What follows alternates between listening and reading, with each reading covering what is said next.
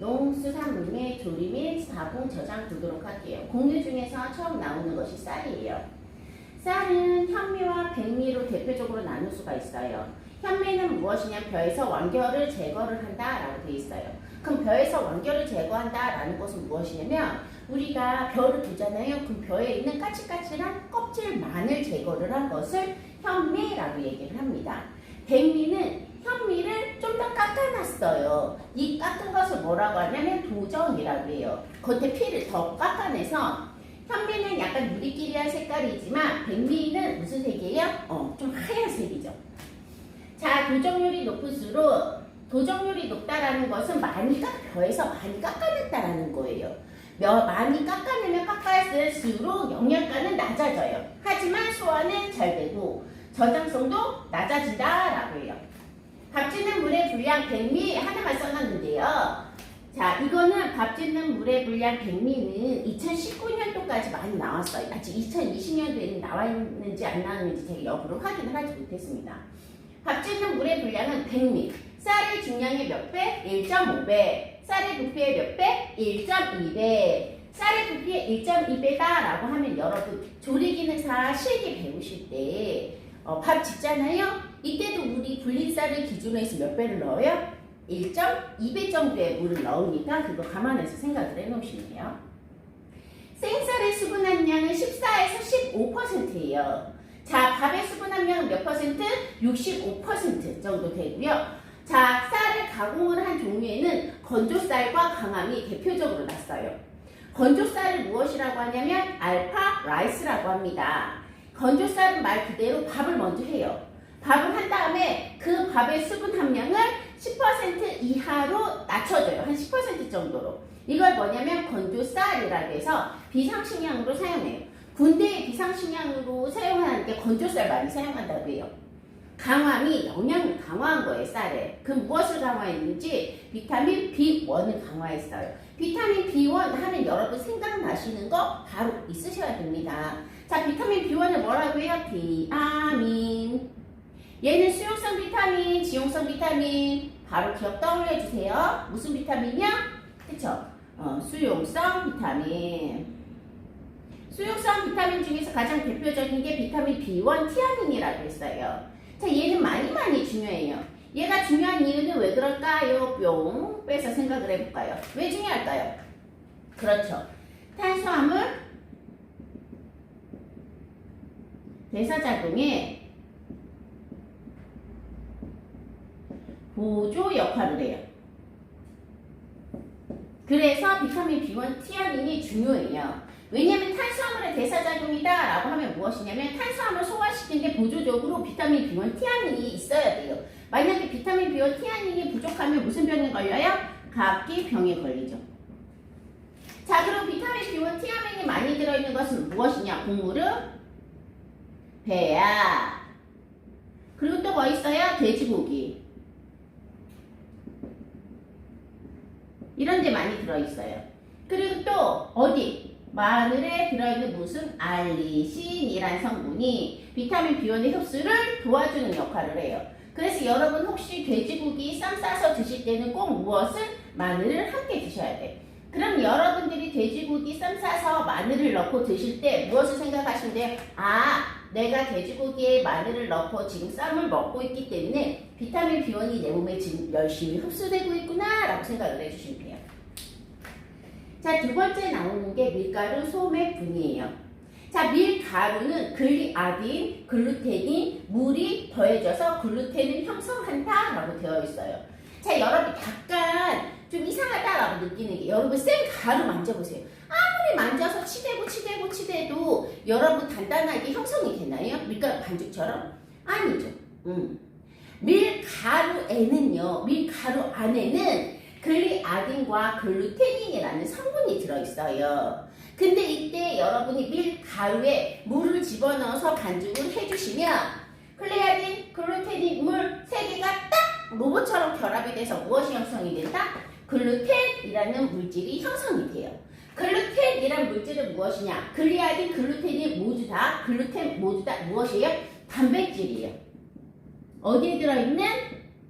그렇죠. 밀가루에 들어있는 단백질이라고 생각을 해주세요.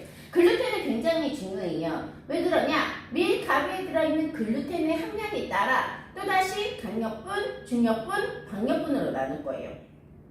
그 용도는 무엇이냐면 글루텐의 함량이 높으면 좀 질긴 것들을 만들어주는 거고요. 글루텐의 함량이 낮으면 조금 푸석푸석한 것들을 만들어준다라고 생각을 해주시면 돼요. 소맥분 계량제. 소맥분 계량제는 무엇이냐? 밀을 가루로 만들어요. 그럼 얘가 너무 누리끼리한 거야. 그래서 얘를 한 일주일이나 10일 정도 숙성 기간을 두거든요. 그런 숙성 기간을 단축시켜주고 밀 가루를 조금 더 하얗게 만들어주는 역할을 하는 게 누구? 소맥분 계량제예요. 소맥분 계량제의 종류에는 과산화 벤조일, 브롬산 칼륨, 과봉산 나트륨, 이산화염소, 광황산 암모늄 같은 성분들이 들어있습니다. 자, 글루텐 함량에 따른 밀가루의 종류는 우리가 굳이 시험이 아니더라도 여러분 기본으로 알고 계셔야 돼요. 그래야 여러분 밀가루를 가지고 내가 튀김할 때는 어떠한 밀가루 쓰고 또 수제비나 이런 거 할 때는 어떠한 밀가루 쓰는지 알고 계셔야지만 돼요. 자, 강력분은 무엇이냐? 글루텐 함량이 13% 이상으로 식빵, 마카로니, 스파게티 같은 것을 만들어요. 여러분 보시면 아시겠지만 조금 더 어때요? 질긴 것들을 만들죠. 중력분은 글루텐 함량이 10에서 13%로 만두피, 국수 이런 것들을 만들고요. 예전에는 지금은 세련돼서 마트에 가면은 강력분, 중력분, 방력분 다 팔아요. 하지만 예전에는 그렇지 않았어요. 딱 무엇만 팔았냐? 중력분만 팔았어. 그래서 중력분으로 이것도 해먹고 저것도 해먹고 이것도 해먹고 했어요. 그래서 중력분을 다른 말로 무엇이라고 하냐? 다목적용 밀가루라고 해요.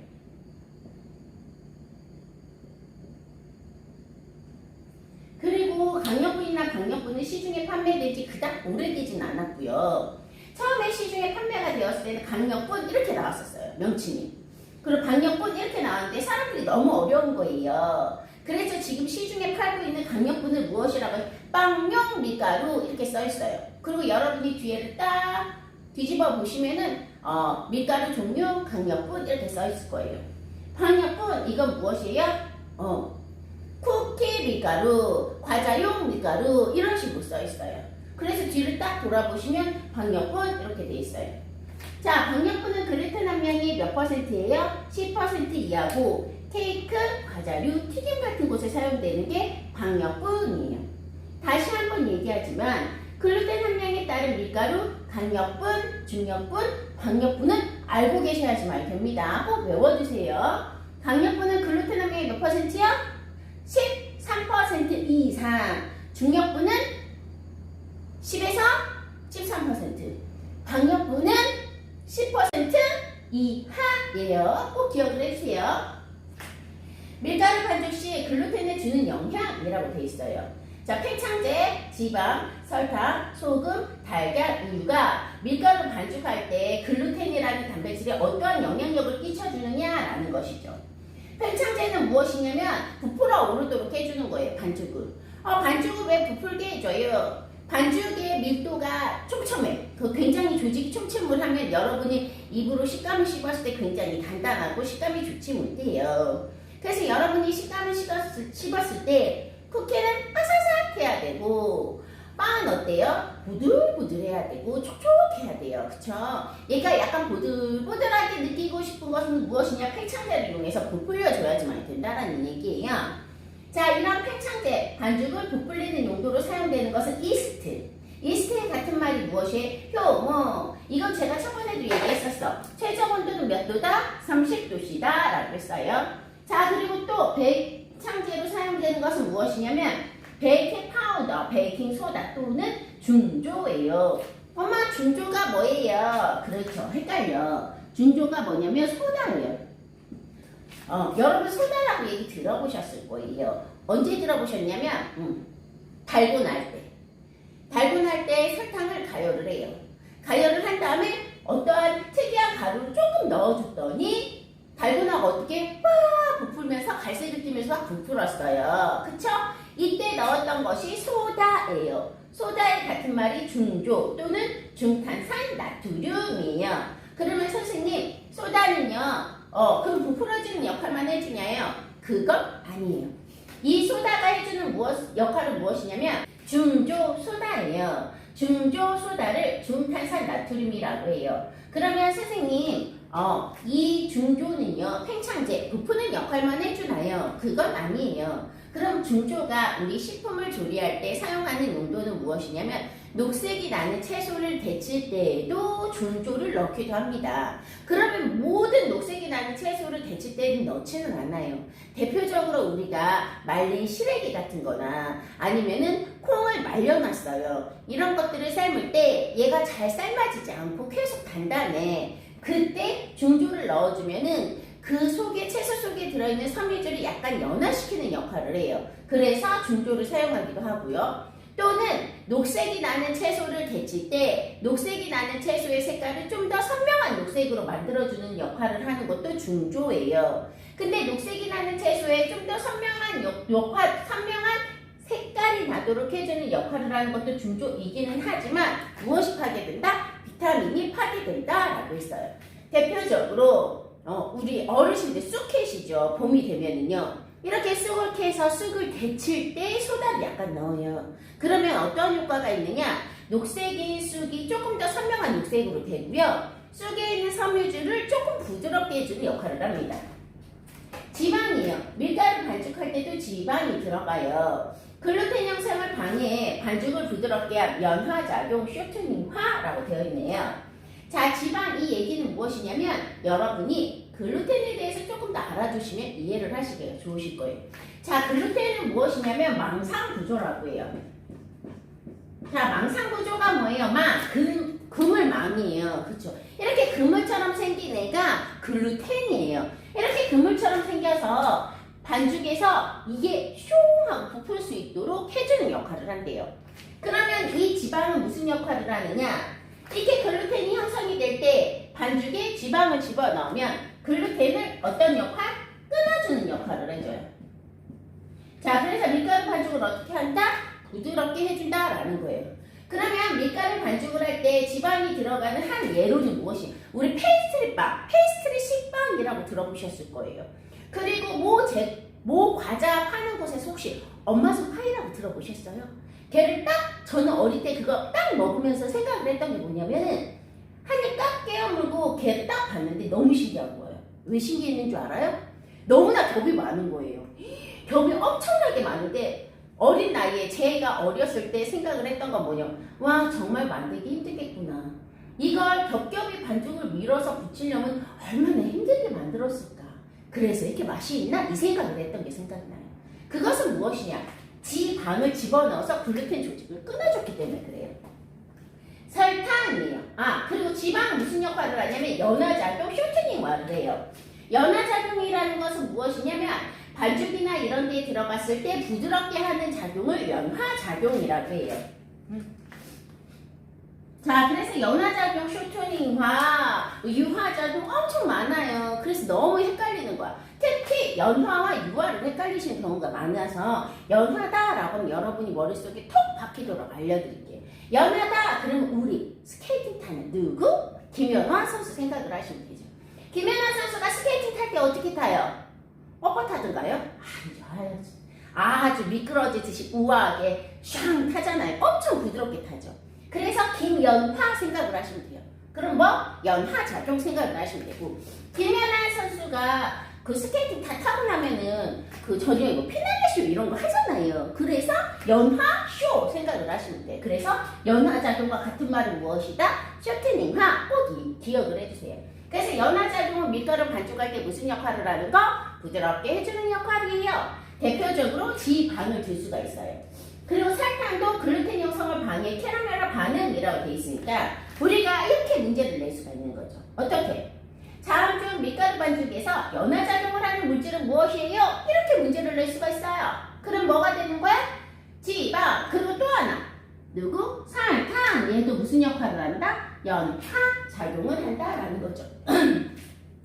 소금. 소금은 반죽에 무엇을 탄력 부여해요. 그러니까 이 반죽이 약간 탄력 있게 만들어주는 역할을 하는 애가 누구다? 소금이다라는 거예요. 자, 달걀, 우유. 글루텐 형성을 도와주는 역할을 하는 게 달걀이나 우유예요. 하지만 달걀을 지나치게 많이 집어넣으면 반죽이 어때요? 질겨지게 됩니다.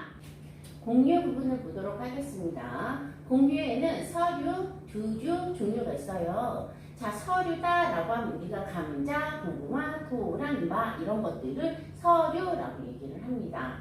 자, 감자는 전분의 전분의 함량에 따라서 점질 감자와 분질 감자로 나눌 수가 있어요. 점질 감자다라고 하면 찌거나 구울 때 부서지지 않는 거, 그러니까 잘 뽀셔지지 않는 걸로 볶는 요리에 사용이 되는 거예요. 이게 무슨 감자다? 점질 감자다라는 거예요. 분질 감자다라고 하면은 삶았을 때 잘 으깰 수 있는 요리에 사용이 돼요. 메시드 포테이토 같은 거에 사용이 되고요. 점질 감자와 하여도 무슨 감자는? 핵 감자는 분질에 가깝다라고 되어 있어요. 이 서류가 감자다라는 부분 꼭 알아두시고, 감자는 무슨 전분의 함량에 따라 점질, 분질로 나누는데, 점질은 뭐한 거? 질긴 거. 분질은 보실보실한 거 찾아주시면 되고요. 점질 감자다 하더라도 무슨 감자는? 그렇죠. 바로 수확한 핵 감자는 무슨 감자에 가깝다? 분질에 가깝다라는 거, 이 부분 꼭 외워주세요. 두류입니다. 자, 두류의 성분, 두류다라는 콩 종류를 두류라고 얘기를 해요. 가장 대표적인 것은 대두를 들 수 있겠죠. 이 대두는 식용유지의 원료로 사용이 된대요. 그래서 여러분이 요리에 사용하는 식용유의 원료가 되는 게 대두입니다. 대두는 단백질이 40% 이상 들어있어서요. 자, 두부 제조에 많이 사용된대요. 여러분이 드시는 두부도 무엇으로 만든다? 대두도 만든다라는 거죠.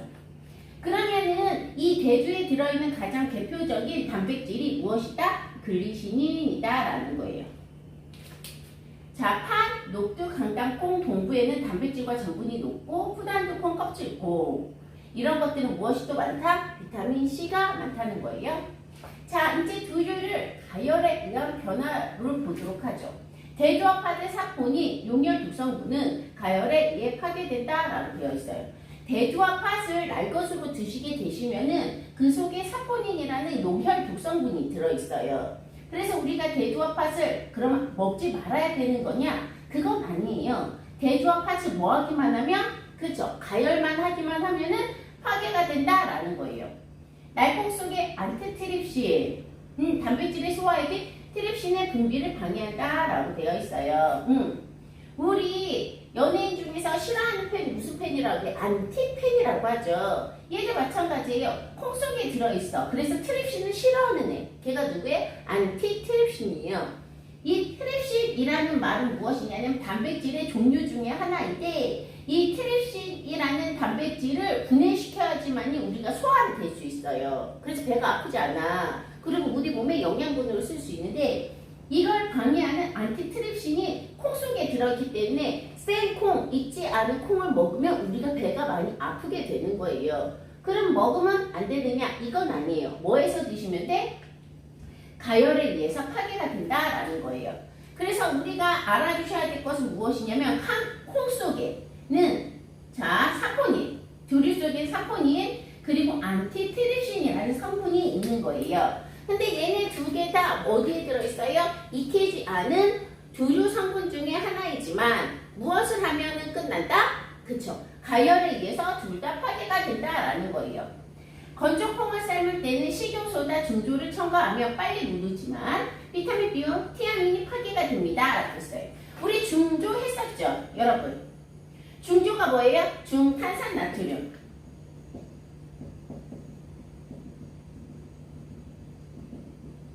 나트륨이라고 했어요. 그리고 얘 똑같은 말은 식용소다예요. 이건 어디에서 사용을 하느냐? 우리가 콩 같은 것을 건조를 시키잖아요. 이 건조된 콩을 삶으면 말랑말랑해지는데 이 건조된 콩이 너무나 건조된 지 오래됐어요. 그럼 삶아도 말랑말랑해지지가 않아요. 이럴 때는 소다를 살짝 넣어서 삶아주는 거죠. 그러면 콩이 어때요? 물러지는 거예요. 하지만 무엇이 파괴된다? 비타민이 파괴된다라는 거예요. 우리 중조했을 때 여러분 기억나시는 거 있으셔야 돼요. 식품의 색소 중에서 식물성 색소 부분에서 저희가 한번 다뤘었어요.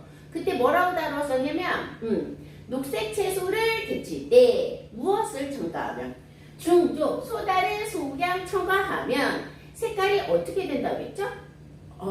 기억이 나시려나? 그렇죠. 좀 더 선명한 녹색이 된다고 했어요. 그러면은 녹색 채소를 데칠 때 무조건 소다를 다 첨가하느냐? 그건 아니에요. 녹색 채소를 데칠 때도 소다를 첨가를 하면 비타민이 파괴가 돼요. 그러면 어떤 경우에 사용이 되느냐? 봄철에 쑥 같은 거 캤을 때, 그거 캘 때 저희가 바로 저기 떡에다가 새 것을 훅 넣는 게 아니라 그 쑥을 끓는 물에 살짝 데쳐서 그 다음에 꽉 짜서 떡에다 같이 넣어서 우리 같이 떡을 해서 먹는 거거든요.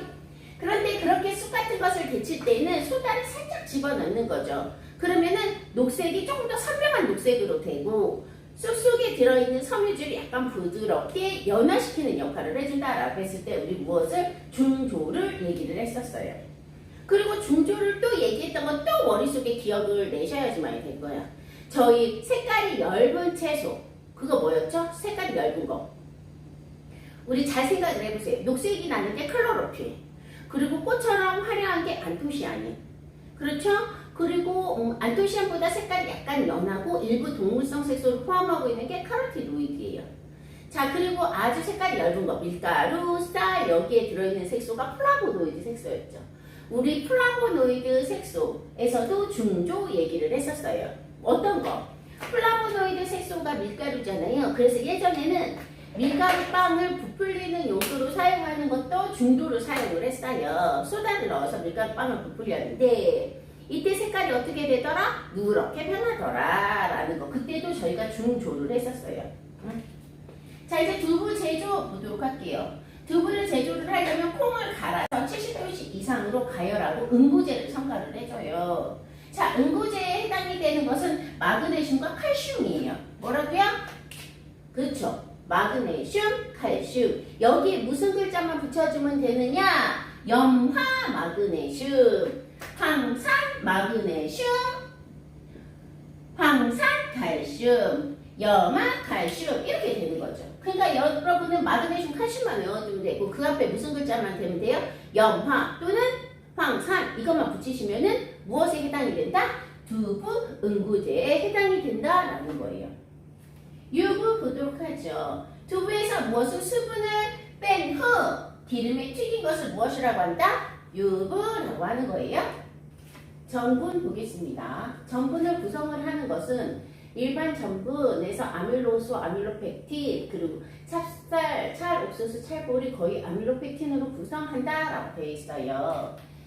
이 세상을 이루고 있는 모든 것은 작은 알갱이로 구성이 되어 있는데 이 알갱이들이 전부는 무슨 알갱이? 이 아밀로스나 아밀로펙틴으로 구성이 되어 있다라는 거예요. 자, 그런데 일반적인 전분에는 아밀로스가 몇 퍼센트 들어있어요? 20%, 아밀로펙틴이 80%, 그러니까 아밀로스가 2대 아밀로펙틴 8의 비율로 들어있다는 거예요. 일반적인 전분. 우리가 흔히 말하는 무엇이에요? 맵쌀이겠죠. 자, 그러면 찹쌀, 찰옥수수, 찰보리 특징적인 게 무엇이냐면 여기 찹이나 찰자가 들어간다는 거죠. 이것은 무엇으로? 거의 아밀로펙틴으로 구성이 되어 있다라는 거예요. 그리고 아밀로스는 알파 14 결합, 아밀로펙틴은 알파 14 결합에 알파 16 결합이 플러스가 되어 있다라고 되어 있어요. 이건 무엇이냐면 아밀로스다라고 하면 무엇이냐면 그냥 작대기 모양처럼 구조가 되어 있대요. 그리고 아밀로펙틴은 이렇게 작대기 모양처럼 구조가 되어 있는데 여기에 알파 14 옆에 가지들이 붙어져서 나와 있는 것이 무엇이에요? 아밀로펙틴의 구조라고 합니다. 그래서 우리가 일반적인 맵쌀과 찹쌀을 비교를 했을 때 어떠냐? 한번 익혀보면 질감이 약간 다르게 되는 거죠. 맵쌀로 만들어서 익힌 것의 대표적인 것은 우리가 무엇이냐? 백설기예요. 그리고 찹쌀이나 이런 거 찹쌀가루를 익혔을 때 우리가 가장 대표적인 게 무엇이? 인절미예요. 여러분 뱃살기와 인절미를 한 입 딱 깨물었을 때 질감을 보도록 할게요. 자, 뱃살기는 구멍이 어때요? 한 입 딱 깨물어 먹잖아요. 그럼 여기 구멍이 송송송송 뚫렸어요. 조직이 그만큼 어떻다는 거예요? 헐겁다는 거겠죠. 찹쌀로 만든 인절미는 어때요? 조직이 굉장히 치밀어요. 이것은 거의 무엇으로 구성이 되어 있기 때문이다? 아밀로펙틴으로 구성이 되어 있기 때문이다 라는 거죠. 우리가 전분은 일반적인 전분과 찹쌀, 찰옥수수, 찰보리를 어떻게 구성이 되어 있는지는 기본이니까 여러분 이 부분을 꼭 알아두셔야지만 돼요. 그래야 이 부분을 잘 이해를 하셔야지 전분의 호화나 노화 부분에서 이해를 잘 하실 수 있다라는 거예요. 자, 이제 전분의 호화를 무엇이라고 하냐면 알파화다라고 얘기해요. 뭐라고요? 알파화. 이걸 호화라고 얘기를 해요. 뭐가 이렇게 어려워요? 정말 쉽거든요. 호화는 무엇이냐? 여러분 정말 많이 보셨어요. 뭐냐? 밥. 여러분 밥 매일 드시잖아요. 이 밥이 무엇이냐면 호화된 전분이에요. 그럼 우리 생각을 해볼게요. 생쌀을 만져보면 어때요? 굉장히 단단하죠. 왜 단단할까요? 생쌀에는 수분 함량이 적기 때문에 단단해. 건조가 되어 있기 때문에.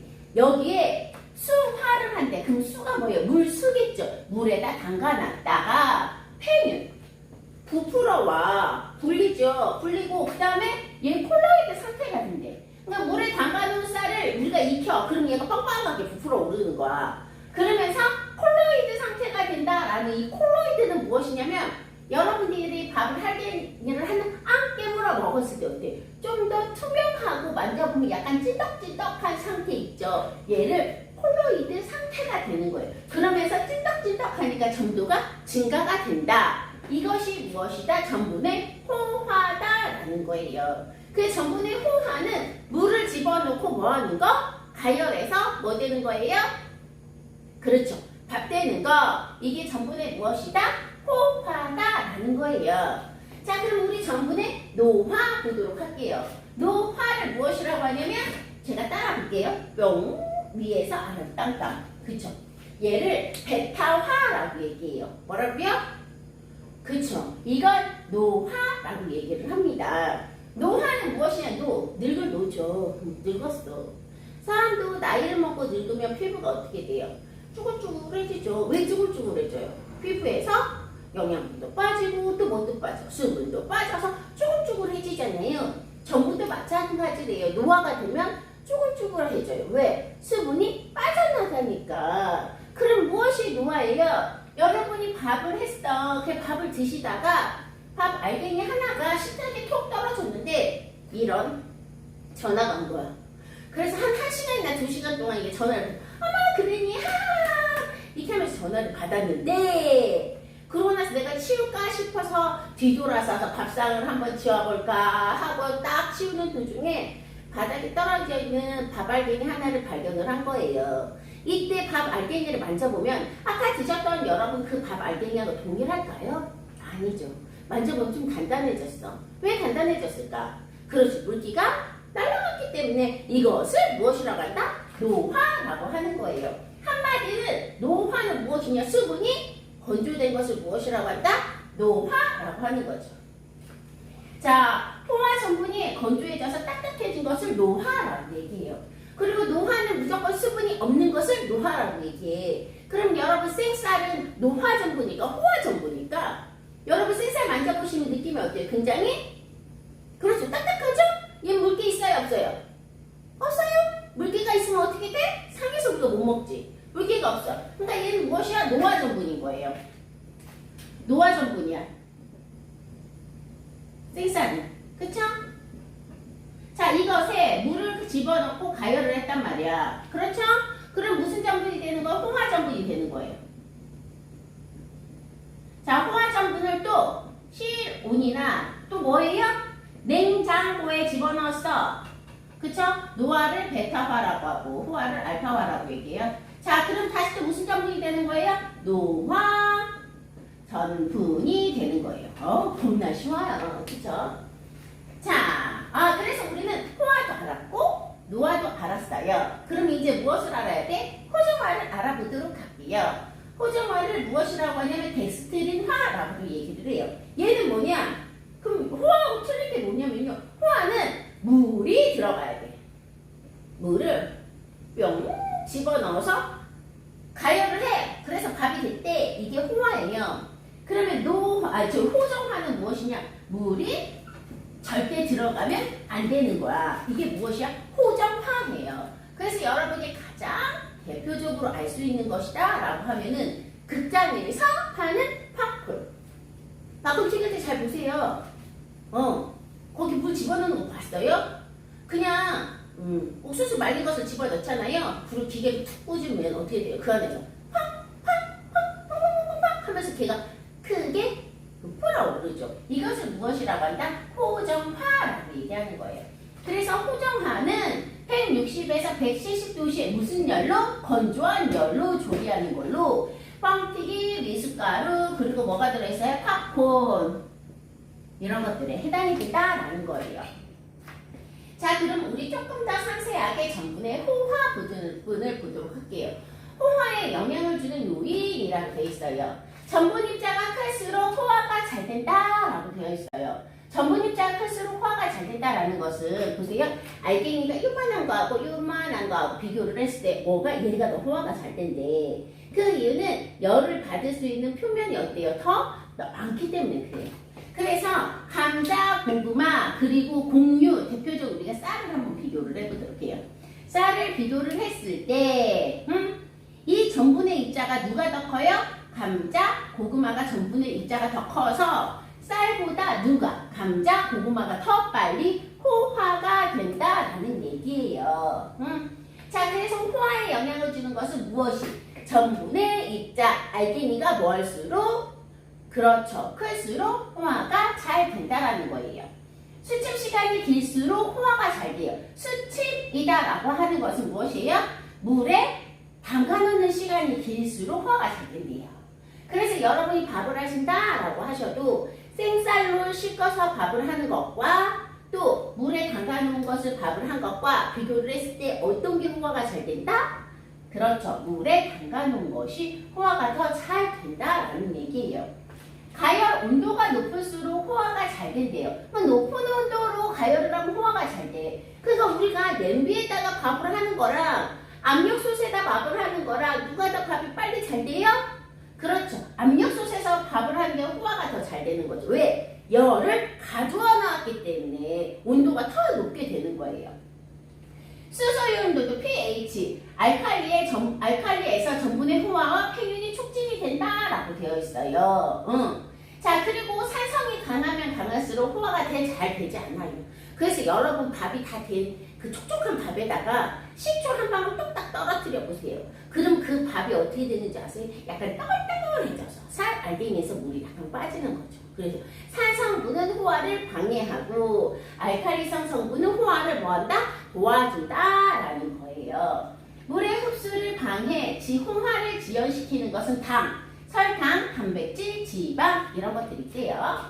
자, 이제 전분의 노화, 베타화 보도록 하죠. 호화 전분이 건조해져서 딱딱해지는 것을 전분의 노화라고 얘기합니다.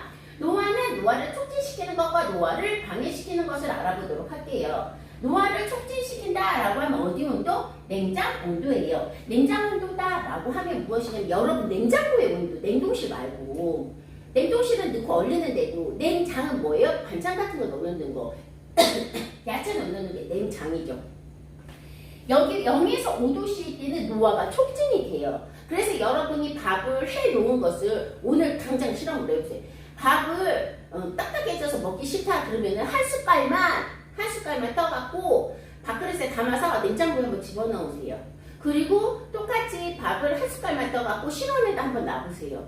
누가 더 빨리 딱딱해지는지. 어디가 더 딱딱해져요? 그렇죠. 냉장고에서 더 딱딱해져요. 그래서 우리는 겨울철하고 여름하고 비교했을 때 언제 노화가 다 잘 이루어진다? 그렇죠. 잘 생각. 그렇죠. 겨울에 노화가 더 잘 이루어진다라는 거예요. 수분 함량은 30에서 60%일 때 노화가 잘 이루어져요. 자, 그리고 이 두 개를 비교해서 볼까요? 노화가 촉진이 되는 것은 냉장고 온도에서 노화가 촉진이 돼. 그러면 노화를 방해시키려면 0도씨야. 아예 그냥 냉동실에 얼려버리는 거야. 어머, 선생님, 냉동실에 얼렸더니 엄청 딱딱해졌어요. 괜찮아요. 냉동실에 얼린 것을 꺼내서 실온에다 잠깐 놔두세요. 그래서 해동을 시키죠? 그럼 다시 어떻게? 말랑말랑해지죠. 그래서 우리가 찹쌀떡, 우리가 한마디로 뭐 새머리 찰떡 이런 것들은 어떻게 보관하세요? 먹기 좋은 크기로 썰어서 랩핑을 한 후에 냉동실에 보관을 하죠. 그럼 드실 때는 어떻게 드시면 돼? 꺼내서 해동만 하면은 다시 어떻게 돼요? 말랑말랑. 그 입에 그렇죠. 이렇게 드시는 거예요. 자, 그리고 60도 이상이다. 그럼 노화가 방지가 돼요. 내가 밥을 떠갖고 냉장고에도 집어넣고 실온에도 놔두고 밥통에도 놔뒀단 말이야. 그럼 누가 제일 넘버원 딱딱해져? 그렇죠. 냉장고에서가 넘버원 딱딱해지고, 그럼 누가 가장 노화가 잘 안 돼요? 어디? 밥통. 밥통은 온도가 몇 도씩? 60도 이상이기 때문에 노화가 안 되는 거예요. 그래서 노화를 방지하려면 아예 얼려버리거나 뭐 해야 돼? 60도씨 이상으로 높여줘야 돼. 그럼 노화가 잘 되게 하려면 어떻게 해야 돼? 0에서 5도씨 정도에다 놔두셔야지만이 된다는 얘기예요. 수분 함량 보도록 할게요. 노화를 촉진하려면 30에서 60%, 그러니까 한마디로 촉촉해야지만 된다는 거예요. 자, 그러면 노화를 방지하려면 수분 함량은 몇 퍼센트? 15% 이하로 낮춘대. 그럼 수분 함량이 15% 정도가 뭔데요? 우리 쌀.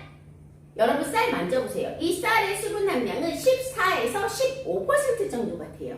그러면 걔가 노화가 더 잘 되나요? 똑같잖아. 우리 쌀 어때요? 냉장고에 집어넣지 그냥 놔두잖아요. 그래도 어떻게? 걔가 노화가 돼? 아니잖아. 그대로 있잖아요. 그쵸? 또는 몇 도씩? 60% 이상이 돼야 돼. 그러니까 한마디로 노화가 잘 되게 하려면은 한 30에서 60% 적당하게 촉촉해야지만 이 노화가 잘 되는 거고, 노화를 방지하려면 수분을 아예 빼버려, 없애버려. 또는 물이 아주 만딱 많아버리는 거예요. 그럼 노화가 안 된다라는 얘기예요. 자, 아밀로스의 함량이 높을수록 노화는 촉진이 돼요. 그래서 일반적으로 맵쌀떡하고 찹쌀떡하고 비교를 했을 때, 일반 쌀과 찹쌀을 비교했을 때 누가 노화가 더 잘 된다? 맵쌀. 왜? 아밀로스의 함량이 높기 때문이거든요. 찹쌀은 아밀로스 없도. 그럼 뭘로만 되어 있어요? 아밀로펙틴으로 구성이 되었기 때문이에요. 자, 그리고 노화가 촉진이 되려면 전분의 입자가 뭐 할수록? 클수록. 왜? 전분의 입자가 크면 클수록 공기 중에 닿는 부분이 더 많겠죠. 그러면 수분을 더 많이 빼서 올 수 있어요. 그래서 노화가 촉진됩니다. pH가 높을수록 또 노화가 어때요? 촉진이 돼요. pH가 높다라는 것은 뭐 할수록? 산성일수록 노화가 어때요? 촉진이 된다라는 거죠. 자, 그러면 보세요. 노화 방지예요. 자, 노화가 방지는 0도씨에 뚝 했으니까 우리 설탕, 지방, 유화제를 첨가하면 노화를 방지할 수 있대요. 이건 왜 그러냐면 이 쌀 알갱이 있잖아요. 근데 여기에다 설탕을 뿌려 보실보실 뿌리면은 이 겉에가 어떻게 찐덕찐덕해지겠죠. 그러면은 밥 안에 들어있는 이 알갱이의 수분이 밖으로 빠져나가고 싶은데 누가? 찐덕찐덕한 막이 밖으로 빠져나가지 못하도록 막아주는 역할을 해서 노화를 방지한다는 거예요. 이 역할을 해주는 것이 누구다? 설탕, 지방, 유화제다라는 거예요. 자, 그래서 전분에 대해서는 전분을 구성하고 있는 성분, 그리고 홍화, 노화, 호전화에 대해서는 아주 중요한 부분이니까 이 부분은 꼭 알아두셔요. 과체류 보도록 합니다. 채소류를 분리를 했어요. 채소류를 분리를 했을 때는 엽채류, 경채류, 근채류, 과채류, 화채류로 분류할 수 있습니다. 엽채류다 그러면 잎사귀를 먹는 거고요. 경채류다 하면 줄기를 먹는 거고, 근채류다 그럼 뿌리를 먹는 거예요. 뿌리, 줄기, 잎사귀. 자, 과채류다 그러면 뭐예요? 열매를 먹는 거죠. 화채류다 그러면 꽃부분을 먹는 거예요. 그래서 여러분 연결 지어주시면 돼요. 엽채류, 잎사귀를 먹는다. 그럼 여러분 잎사귀 먹는 대표적인 배추, 양배추, 깻잎 이런 것들이 엽채류에 들어가겠죠. 경채류는 줄기를 먹는 거. 대표적인 샐러리, 아스파라거스 이런 것들이에요. 자, 그리고 엽채류하고 경채류도 나눌 수 있겠지만 이렇게도 나눌 수 있어요. 경엽채류도 나눌 수 있어요. 경엽채류다 그럼 잎사귀를 먹으면서 또 무엇도 먹어요? 줄기도 함께 먹는 것을 경엽채류라고 합니다. 근채류예요. 근채류는 뿌리를 먹는 거, 무, 당근, 우엉, 연근 이런 거. 과채류는 열매 먹는 거, 가지, 호박, 오이, 토마토 이런 거. 화채류는 뭐 먹는 거? 꽃부분을 먹는 거예요. 이 화채류의 종류에는 뭐가 있어요? 브로콜리, 콜리플라워, 아티초크. 이건 좀 외워두시면 좋겠네요. 화채류. 과일 가공품이에요. 젤리와 해상요소, 펙틴, 산, 당이에요. 젤리와 해상요소다. 이건 무엇이냐면 잼 만들 때 필요한 거예요. 여러분이 잼을 열심히 만들었는데 얘가 물처럼 뚜두두둑 떨어지면 그건 영 아니죠. 약간 진덕하니 뭉쳐져 있어야 되잖아요. 이렇게 하기 위해서는 펙틴, 산, 당이 있어야지만 된다라는 거예요. 펙틴과 산이 많은 과일은 사과, 포도, 딸기, 잼 만들기에 적당함이라고 되어있죠. 그래서 펙틴과 산이 많이 함유되어 있는 과일로 잼을 많이 만들어요. 그래서 여러분 마트에 가시면 잼 팔죠. 그 중에서 가장 흔하게 파는 게 딸기잼, 포도잼 이런 것들이 무엇이다? 펙틴과 산의 함량이 높은 과일입니다. 자, 과일 가공품에서 종류예요. 잼은 설탕이 60% 이상 들어간대요. 그리고 과즙, 과육 모두 포함해서 만들기 잼이고 젤리는 과즙의 설탕만. 마멀레이드는 무엇이에요? 그쵸. 껍질이 들어가요. 특이하게. 껍질이 들어가 있는 잼을 마멀레이드라고 합니다. 프리저브, 시럽에 넣고 투명하게 졸인 것을 프리저브라고 하고요. 예전에는 스쿼시라는 것도 잘 나오기는 했어요.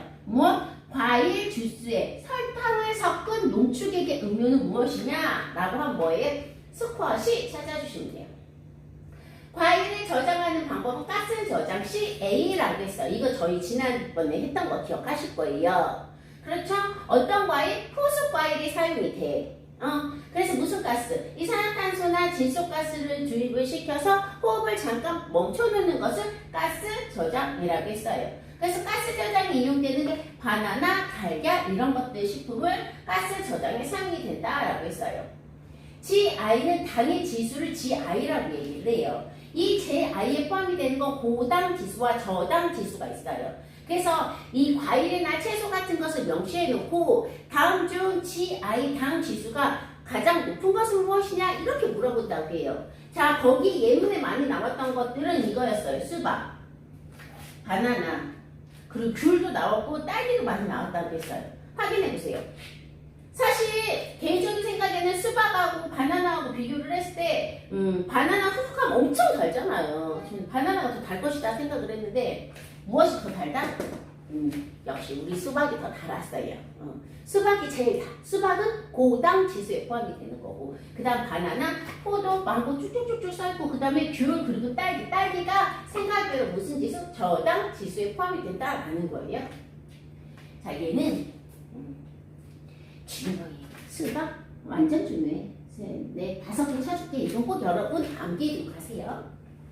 양파를 가열하시 단맛이 나는 이유는 무엇이냐? 라는 거죠. 그 여러분 요리를 하실 때 양파를 넣고 요리를 하시잖아요. 이때 그냥 양파를 넣고 물로 훅 끓이는 게 아니라 양파를 먼저 팬에서 막 볶아줘요. 어떻게 볶아줘야 할 때? 갈색이 날 때까지. 이 양파가 하얀색이 아니라 전체적으로 연한 갈색 정도로 색이 뜰 때까지 센 불에서 확 볶아요. 그러면은 이런 식으로 해서 음식을 해준다라고 하면은 양파 속에 있는 청의 단맛이 우러나와서 정말 맛있는 음식이 되거든요. 그 이유는 무엇이냐라는 거죠.